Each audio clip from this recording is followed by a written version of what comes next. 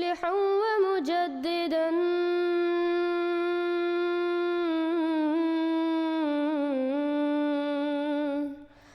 فارنوا بنظر طاهر وجنان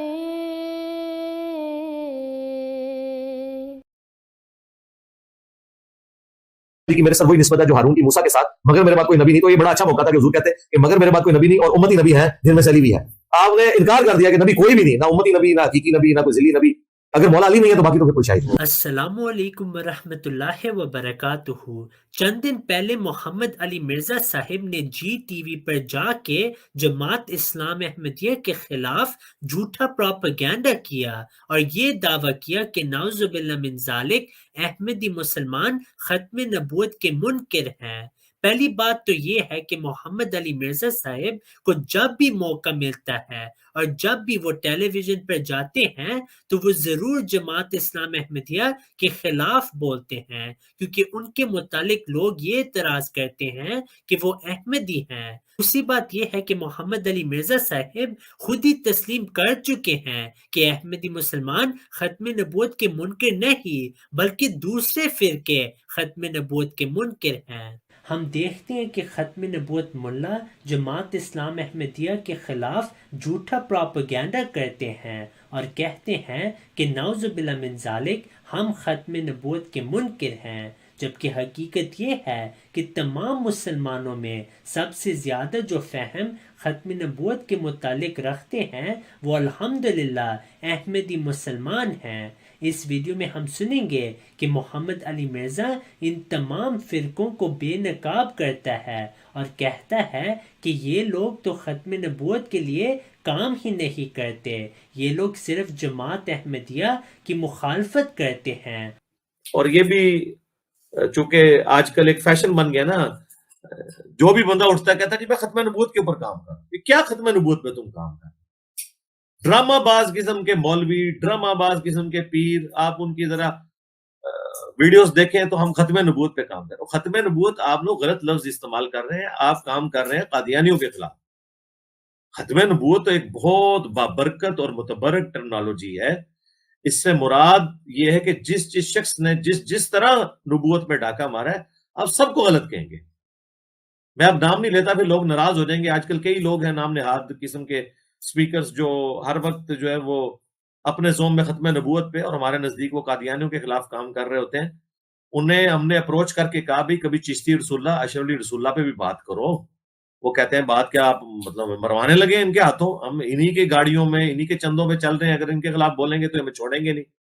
تو پھر میں نے ان لوگوں کو تک پیغام بھجوایا کہ بھئی آپ پھر اپنے چینلز کے نام یا اپنی ویڈیوز کے نام ختم نبوت نہ رکھا کریں، بلکہ آپ کہا کریں اینٹی قادیانی.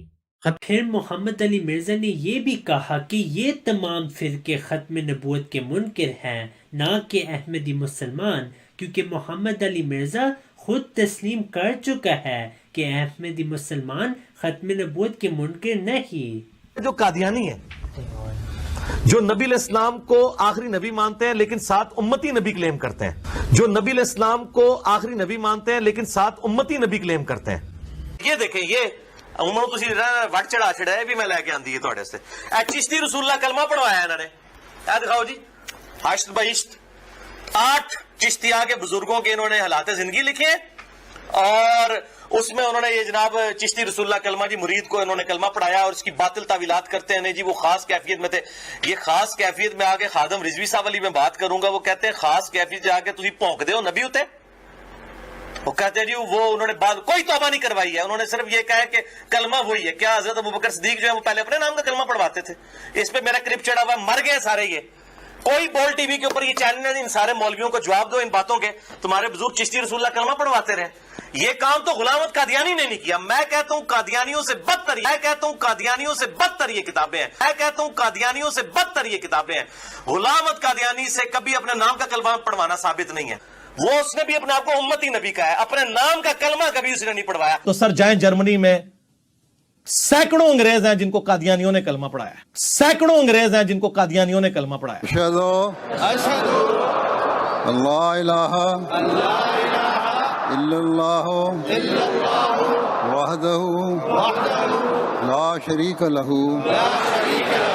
وأشهد أن محمدا عبده ورسوله أشهد أن لا إله إلا الله وحده لا شريك له وأشهد أن محمدا عبده ورسوله. بعد میں جو لیڈرشپ ہے اصل میں وہ تو ایک پیغمبر کے ہاتھ میں آئے گی، وہ تو ایک پیغمبر کے ہاتھ میں آئے گی. حضرت عیسیٰ ابن مریم وہ پیغمبر بھی ہوں گے اور امتی بھی ہوں گے، وہ پیغمبر بھی ہوں گے اور امتی بھی ہوں گے، اور ان کی پیغمبری چھینی نہیں ہوگی اس امتی ہونے کی وجہ سے، اور ان کی پیغمبری چھینی نہیں ہوگی اس امتی ہونے کی وجہ سے، کیونکہ بخاری مسلم میں احادیث ہیں کہ اللہ تعالیٰ ان کو وحی کے ذریعے بتائے گا کہ انہوں نے آگے کیا کیا کرنا ہے. اللہ تعالیٰ ان کو وحی کے ذریعے بتائے گا کہ انہوں نے آگے کیا کیا کرنا ہے. کل کو کوئی کہے گا ابراہیم علیہ السلام کی اولاد میں 70,000 اگر انبیاء ہیں تو ہمارے نبی کی اولاد میں کیوں نہیں پیغمبر ہو سکتے؟ اور قادیانی اسی کی پلی لیتے ہیں. وہ کہتے ہیں جی آپ نے عیسیٰ علیہ السلام بنی اسرائیل سے ادھارے نبی کو لینے ہیں، امتی نبی اس امت میں کیوں نہیں ہو سکتا؟ حضور کی امت افضل ہے یا بنی اسرائیل افضل ہے؟ تو کہتے ہیں ہم نے لے لیا، آپ ادھارا لوگے عیسیٰ کو، ہم نے غلام احمد قادیانی کو امتی نبی لے لیا. خاتم النبیین نبی صلی اللہ علیہ وسلم ہے، امتی نبی یہ ہے. خاتم النبیین نبی صلی اللہ علیہ وسلم ہے، امتی نبی یہ ہے. امتی نبی ایک تو آپ بھی مانتے ہو حضرت عیسیٰ علیہ السلام، امتی نبی ایک تو آپ بھی مانتے ہو حضرت عیسیٰ علیہ السلام. چاہے وہ امتی کی شکل میں آئیں گے لیکن نبوت تو اللہ نے چھینی نہیں ہوگی، چاہے وہ امتی کی شکل میں آئیں گے لیکن نبوت تو اللہ نے چھینی نہیں ہوگی. تو اینالوجیز تو ماشاءاللہ ان کی بھی بڑی زبردست ہے، پھر محمد علی مرزا صاحب نے صحیح البخاری اور صحیح مسلم کی حدیث پیش کی. رسول اللہ صلی اللہ علیہ وسلم نے حضرت علی رضی اللہ عنہ کو جنگ تبوک پر جاتے ہوئے اور انہیں اپنے پیچھے بطور امیر چھوڑتے ہوئے فرمایا تو مجھ سے اس مرتبے پر ہے جو مرتبہ حضرت ہارون علیہ السلام کو حضرت موسیٰ علیہ السلام کے مقابلے میں حاصل تھا، مگر میرے بعد یعنی میری اس غیر حاضری میں کوئی نبی نہیں. واضح ہے کہ یہ حدیث تو یہ بتانے کے لیے ہے کہ آن حضرت صلی اللہ علیہ وسلم کے غزوہ تبوک پر جانے کے بعد مدینہ منورہ میں حضرت علی رضی اللہ عنہ مقامی امیر تو ہیں، مگر حضور کے مدینہ منورہ سے جنگ پر جانے کی وجہ سے آپ کی غیر موجودگی میں نبی نہیں. چونکہ حضرت ہارون علیہ السلام حضرت موسیٰ علیہ السلام کے طور پر جانے کے وقت ان کی غیر موجودگی میں ان کے خلیفہ ہونے کے علاوہ نبی بھی تھے.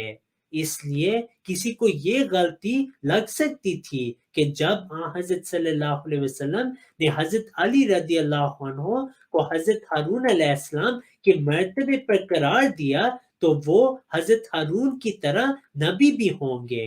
لہٰذا حضرت صلی اللہ علیہ وسلم نے یہ غلط فہمی دور کرنے کے لیے فرمایا الا انہ لا نبی بعدی، کہ میرے غزوہ تبوک پر جانے پر مدینہ میں میری غیر موجودگی میں میرے سوا کوئی نبی نہیں.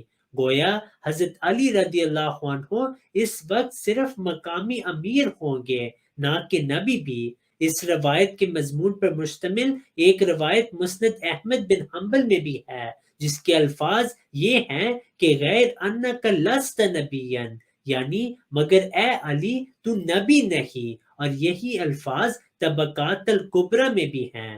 بس پہلی روایت میں بھی یہی بتایا گیا ہے کہ اے علی میری غزوہ تبوک پر مدینہ منورہ سے غیر موجودگی میں تم مقامی امیر تو ہو، مگر تم حضرت ہارون کی طرح نبی ہرگز نہیں. حضرت شاہ ولی اللہ صاحب محدث دہلوی جو اپنے زمانے کے مجدد تھے، اپنی کتاب قرۃ العینین فی تفضیل الشیخین میں تحریر فرماتے ہیں کہ یہاں بعدی کا لفظ کا مطلب غیری ہے، یعنی میرے سوا، جیسا کہ آیت میں اللہ تعالیٰ فرماتا ہے فَمَن يَهْدِيهِ مِن بَعْدِ اللَّهِ.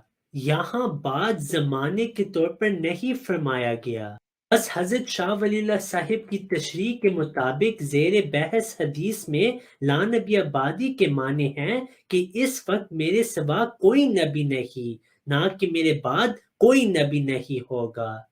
کہ تو میرے پیچھے قائم مقام ہے، جس طرح ہارون موسیٰ کے پیچھے قائم مقام تھا سوائے اس کے کہ میرے بعد نبی نہیں۔ اب اس حدیث سے تو ہم نے یہ استنباط کیا، وہ کہیں گے اپنی مرضی کا کرتے ہو تو تم کون سا اپنی مرضی کے خلاف استنباط کرتے ہو؟ یہ بھی کون سی عقل کی بات؟ ہر شخص اپنی مرضی کا استنباط کرتا ہے۔ دیکھنا یہ ہے کہ تمہاری مرضی والا استنباط معقول ہے یا ہماری مرضی والا معقول ہے۔ ہمارے استنباط کو قرآن اور حدیث تقویت دے رہے ہیں، تمہارے استنباط کو مراد بات سے مراد ہمیشہ کا بات تھا ہی نہیں، کیونکہ آپ نے واپس آنا تھا، اور واپس آنے کے بعد قائم مقامی ختم۔